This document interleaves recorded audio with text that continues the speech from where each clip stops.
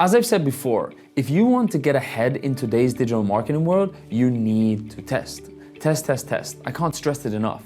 In order to really understand the way performance affects your business and get a handle of the levers that you can pull on to increase your marketing output, you need to test. I'm sure everyone's familiar with A/B testing, so I'm going to touch on 2 other types of testing that you can start running today. Heads up, number 2 is definitely the most challenging, so stick around for that one. Okay, so the first one is a before and after test. This kind of test can seem slightly less scientific than an A/B test. The reason most people reach this conclusion is because in most businesses, March doesn't look the same as April. In fact, with factors like seasonality and public holidays, to name a couple, no 2 timeframes really look the same.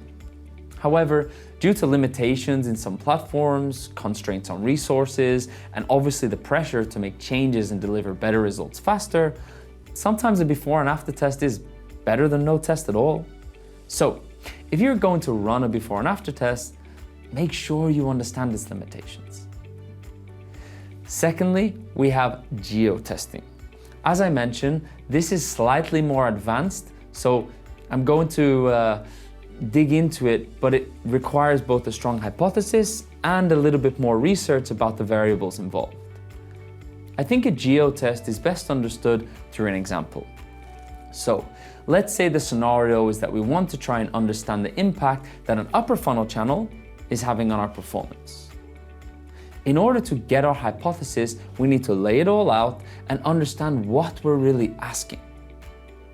Let's say you're running some upper funnel display activity.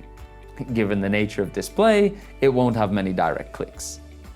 So, how can you figure out if the impressions you're getting actually contribute to something you're actually trying to get more of? So it then sounds reasonable that if lots of people see ads all over the display network, that it might have some kind of effect, right? Let's take that one step further and say if lots of people see the display ads, they begin to recognize the brand, become curious about the product or service, and start researching on Google. So therein lies my hypothesis. I think that by running display, we will increase the number of brand searches on Google, which is good because brand clicks are cheap. This is where our geo-test comes in. You could take 2 similar regions and run display in one of those regions and not in the other. It could be 2 different sized cities with similar demographics like Manchester and Liverpool in the UK, 2 similar states in the US, or maybe even north and south of a country depending on your budget, targeting options, and the size of the city. What you're trying to see here is some kind of uplift on brand searches from when you start testing to the end of your testing period.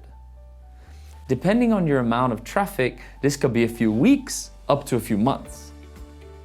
But it's also super important that you're aware of any other activity that you're running or another team is running that could have an effect on brand search, like say local influencer campaigns or out-of-home campaigns. That way you can take into account when doing your analysis so you don't get false confirmation of your hypothesis. In fact, the more I talk about geo-testing, it feels like I need to do a longer video on it, or I even shed some light on marketing mix modeling. I don't know, everyone's talking about it. Anyway, to recap, before and after tests are slightly less scientific, but can still be really informative in instances where an A/B test isn't feasible. Finally, geo-tests are complicated, but can offer really interesting insights if you do them correctly. Anyway, that's it for this week's funnel tip. If you would like a more in-depth video on testing or that marketing mix modeling video I mentioned, let me know in the comments. Ahead in today's digital marketing world, you need to test. I can't stress it enough.